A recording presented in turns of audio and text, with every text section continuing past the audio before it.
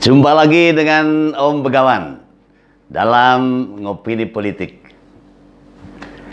Sudah diduga sebelumnya, penunjukan Anies sebagai capres oleh Nasdem itu menimbulkan banyak polemik. Ya, bukan hanya oleh publik, namun juga oleh internal partai itu sendiri. Dampaknya Nasdem harus menerima efek-efek negatif.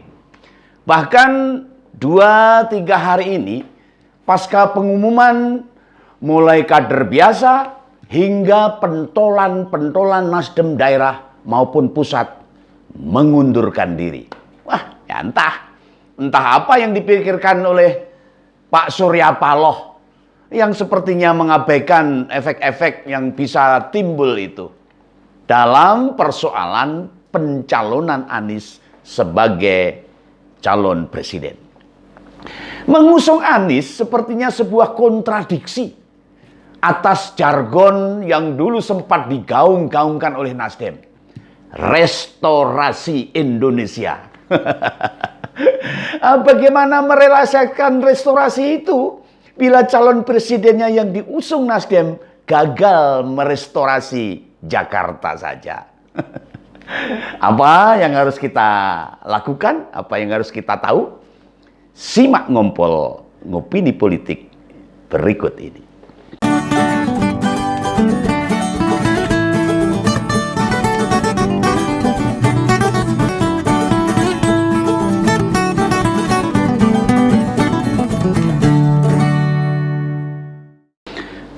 Restorasi yang digaung-gaungkan Nasdem itu bermakna gerakan memulihkan, mengembalikan serta memajukan fungsi pemerintah Indonesia kepada cita-cita proklamasi 1945.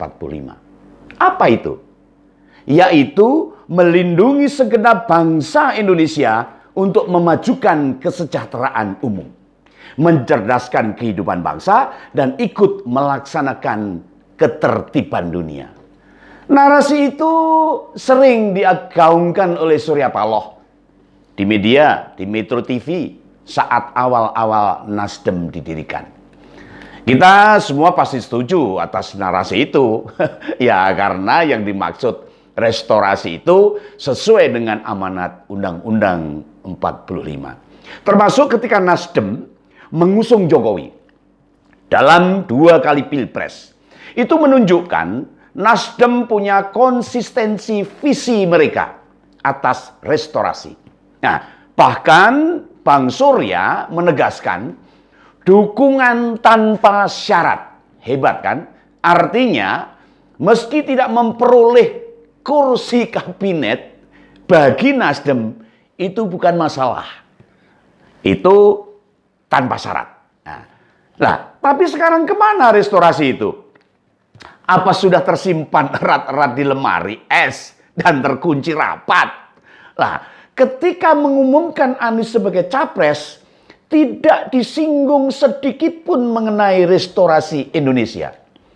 Apakah Nasdem lupa ya bagaimana memperjuangkan pasangan Ahok dan Jarot waktu Pilkada DKI 2017 ketika berhadapan dengan Anies? Tidakkah waktu itu ayat dan mayat jadi alat kampanye yang menjijikkan? Lupa ya?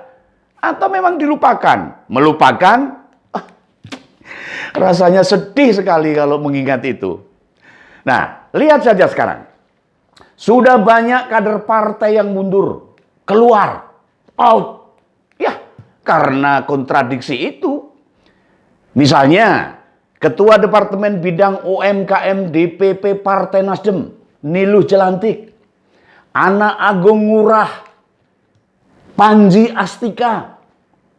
Nah, Wakil Ketua Bidang Hubungan Eksekutif, DPW Provinsi Bali, Safik Pahlevi Pontoh, dan Hanindyo Narendro, Ketua dan Sekretaris Garda Pemuda Nasdem di Kota Semarang. Ada juga Andreas Acui Simanjaya, itu pengurus DPD Kalimantan Barat. Dan masih banyak lainnya yang berbondong-bondong untuk mundur dari Partai Nasdem. Tidakkah ini semua menandakan sesuatu? Apalagi kinerja Anies di Jakarta sering tersandung berbagai masalah. Ya, mulai soal Formula E yang sedang diusut KPK saat ini, rumah DP 0% yang tidak sesuai janjinya, ada kelebihan bayar, kartu Jakarta jomblo, masa ada kartu Jakarta jomblo, dan masih banyak yang lainnya. Bisa jadi pertimbangan mengusung Anies. Kenapa itu? Karena sudah ada parpol yang siap merapat. Nah, tapi benarkah PKS dan Demokrat akan merapat ke Nasdem? Nah, ya, melihat respon publik yang sedemikian besar, kayaknya mereka batal berkoalisi dengan Nasdem. PKS pasti mempertimbangkan apakah akan menjadi oposisi lagi setelah 10 tahun lamanya dia berada di luar pemerintahannya Pak Jokowi. Dulu zaman SBY, mereka menikmati banyak kemudahan dan tidak lelah berkeringat. Kader serta pemilih yang juga besar, tapi 10 tahun ini ketika dia berada di luar kepemerintahan, apalagi dipimpin oleh Pak Jokowi, membuat partai ini suaranya makin mungil, makin lucu, dan makin imut-imut. Kecil, lucu, dan imut-imut. Belum lagi, sebagian kader mereka beralih ke partai lain, seperti Partai Gelora. Ya, mungkin biar lebih menggelorakan semangat mereka. Nah, mereka bakal berpikir 1000 kali untuk merapat kembali ke Nasdem. Lalu juga Demokrat yang sampai saat ini masih anteng-anteng saja. AHY masih ya santai-santai saja untuk jadi capres atau cawapresnya. Ya emangnya AHY bisa apa? Rakyat sekarang sudah cerdas kok. Tak lagi terkesima dengan gagah dan gantengnya saja. Kalau gagah dan ganteng, emangnya bisa nyaman, bisa melaksanakan amanah rakyat. Di DKI, buktinya itu dia keok. Nah, apalagi mau tanding di tingkat nasional. Nah, makanya yang awal mulanya Nasdem sangat pede sekali. Mudah mengajak koalisi.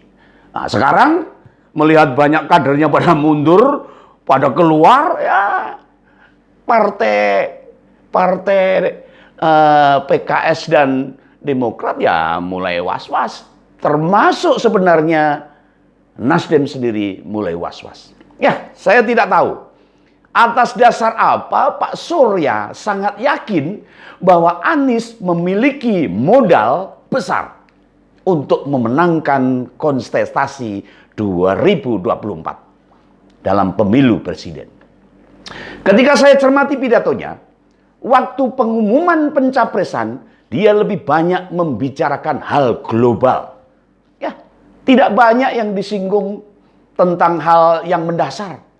Ya, baik kelebihan Anies kayak apa, prestasinya apa, maupun konsistensinya, sikapnya saat ini tentang nasionalismenya seperti apa. Bahkan menyerahkan siapa cawapresnya kepada Anies. Wah, gila ini. Lah ini kan kayak menyerahkan cek kosong. Bahaya banget ini. Politisi senior kok sembrono seperti itu loh, Pak. Saya jadi mikir ini, Jangan-jangan seperti disampaikan ke beberapa orang bahwa sebenarnya Nasdem mengusung Anies itu justru menjauhkan dari kemenangan. Istilahnya agar kontestasi Pilpres 2024 hanya akan diikuti oleh capres dan cawapres yang kredibel saja. Benar ini? Apa benar seperti itu? Nah, maksudnya begini. Pasca diusung Nasdem, tidak ada lagi parpol yang berminat mengajukan Anies. Ya, karena harus berkoalisi dengan Nasdem. Ya, akibatnya apa? Tidak ada lagi parpol yang merapat. Anies gagal didaftarkan karena tidak memenuhi presiden threshold menjadi capres oleh Nasdem. Karena tidak memenuhi aturan minimal parpol pengusungnya, syarat-syarat yang harus diajukan. Nah, kalau itu yang dijadikan niat, ya itu baru Nasdem sejati. Masih memegang visi restorasi Indonesia seperti awal semangatnya Nasdem. Nah, Anies sendiri setelah dicapreskan mulai melunak. Mulai melunak. Dan menyanjung-nyanjung Pak Presiden, Pak Jokowi.